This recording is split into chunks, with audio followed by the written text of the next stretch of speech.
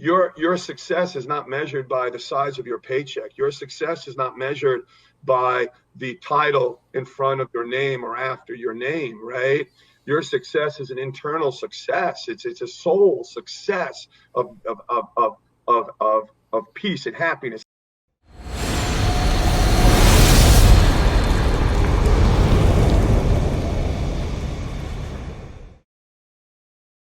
And that's not to say it doesn't come with problems. Everything has problems, right? And so where I was going with me in my change and my shift, I think we've been jammed down our throats this competitive. And again, don't get me wrong. I think when you do something, you do it to be your best. Your best is the key word, right? And so going to the kids that you work with, that's something that's not only their perception, but has been made to be their reality by the coaches that deal with them, the coaches that jam that down their throats. Or to be quite honest with you, the parents, about that. And I'm guilty of that. It's what I did for years, and so that perception is constantly built on because that's who they've become. That's the thoughts that have been put in their heads, which brings me to the other part of it that's been a recent part of it with me, and that identity piece, right? Our identities is how we interpret things, right? And so these perceptions, they become interpreted because of the thoughts that have been either we've come up with or been jammed down our throats. And so that's a tough thing because it adds this baggage onto our lives, especially these young kids. And so, it's funny because, I remember, I don't know if it was last year, actually it was a year and a half ago, because last year was COVID, talking to the football guys and having them, sitting on the floor in the weight room in front of the whiteboard.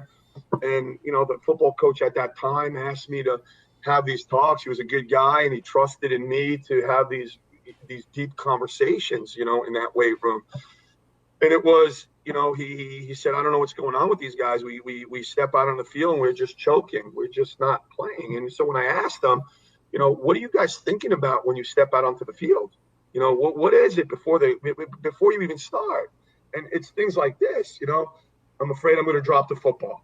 I'm afraid I'm going to miss a block. I'm afraid I'm going to let the coach down. I'm afraid I'm going to lose my position. I'm afraid I'm going to throw an interception, right? And so the example I gave is I had a kid stand up, and everything that they were telling me, I'd put a 25-pound plate in the kid's arms, and pretty soon you got 5, 6, 7 of these 25-pound plates, and they're going to fall. But that's what they're going into games with. That's what I think we go into life with. We carry all this baggage that's not based on reality, but perceptions, right? And it weighs us down, and it fogs us, and it creates fear and anxiety and worries and inequities that we feel about ourselves. And so I think that's where perception becomes the issue. And I'll let you say a couple things, and then I want to give you the reverse of that, where perception doesn't have to be. But yeah. Mm-hmm. Yeah, I think what you were saying there, it's spot on. And the way I sort of see it is with competition, it's like, it's great because there's nothing better than competing. But at the end of the day, all it is, or all it should be, is a sort of measuring tool for where you're at. And if you lose, like, the struggle is to make sure that you've put your best forward. But if you've put your best forward and you lose, that's great. That's just feedback. Like, that just means, okay, here are all the areas that you've got to work on. Maybe you lost because you got, your opposition was faster than you, or maybe you got outfought. Well, these areas then that you go back to the drawing board and you work on again, and you try and win. But the more I've done this, like I've played rugby around the world. I've seen people that have achieved ungodly amounts of success, but they walk down the street and no one cares. Like, it's not, and that goes that talks to the sort of identity, is that the perception is that our wins or our losses are who we are, and if we can sort of dial that back a little bit and just say, okay, that's just we're a competitor and we want to win, but in every competition there are always going to be more losers than winners, and so just by the fact that you're competing means that you're going to eventually at some point be in that losing bracket, Right. and so that's but then the perception is that the winner and the loser that's your identity. That's who you are forever. And I think that forgets the point that, oh, well, you're going to compete again. And so each time you get another chance. And I think that if we put so much pressure on each competition, like it's our last, then that's where I think the issue comes. Yeah, no, you know what, Tej, absolutely agreed. I think that's the thing, because if that's what you're solely basing everything on, um, gosh darn it, you're carrying that with you to the next competition, right? And that perception just grows negatively. And so again, I think it's really important to balance that out. And I agree with you. I think life is competition, right? I mean, you're going to compete for jobs, you're going to compete for a mate, right? You're going to compete for a million and one things, and so I think it's always important that we own, going back to that ownership, own our flaws, own our strengths, right? But base them off of realities and not perceptions, right? Because I think, again, that's what's going to create problems, not only in competition and not only in the sports world, but again, I go back to how do we become a better version of ourselves in humans?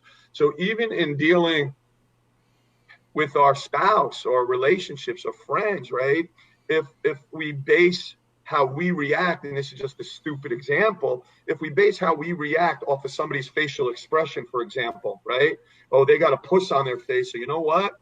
They must be mad at me, and so I'm going to have a puss on my face, and I'm going to ignore them, or I'm going to treat them like X, Y, and Z. That's a perception. We don't know what has gone on in that individual's day, right? And we've acted on a perception, which only creates more of an issue. And I think that's what we do every day in our ordinary lives. And that's why I said to you earlier on, to me, the training room, training parallels life. It parallels life in so many ways, especially when it deals with the psyche and the mind. And the mind. Let me reverse it, though, if I can. Perception, to me, also can play in a positive way, right? To me, perception becomes an issue. And you and I kind of talked about this a little bit, and we didn't get real deep. In my most recent months and what I've been dealing with, the warrior mentality of being a hard driver and you've trained your ass off so you could get through anything, right? I met a wall on that. It wasn't working. I couldn't control emotion. My emotion was getting the best of me, created a downward spiral in worst case scenarios over and over and over again. And not being able to get a grip of the emotion is what's created the problem for me, right? And so without getting too deep into me delving a little bit more into the brain and a little bit more into the ego, meaning identity, that's what really kind of helped me out, right? So perception, to me, can work in a positive way if I can control my emotion, right? So think of a little kid. A little kid thinks they could freaking do anything. Yeah. A little kid has, right? They have no fear. They think they could run faster than the fastest sprinter or keep up with them, right? Because that's their perception. They've not been taught reality at that point, right? So when we have that mentality, that could be a pretty powerful thing in propelling us forward, right? Gosh, my dear old Greek mom, God rest her soul, and I shared this story in Costa Rica. When my children were younger playing soccer, I would take them to the park and we do mini hurdle work and we do some agility ladder work, and we kind of play like that. And when my mom came to visit from New York one time, she came with us to the park, and here's this 70-year-old Greek lady who's not had an athletic bone in her body. But what's her mentality as she's watching the girls do this? Oh, I could do that, Doug. And I'm looking at her going, Mom, you've never done anything like, oh, Doug, I can do that. I do things like this every day at home. Her perception, it's what made her so strong and positive, right?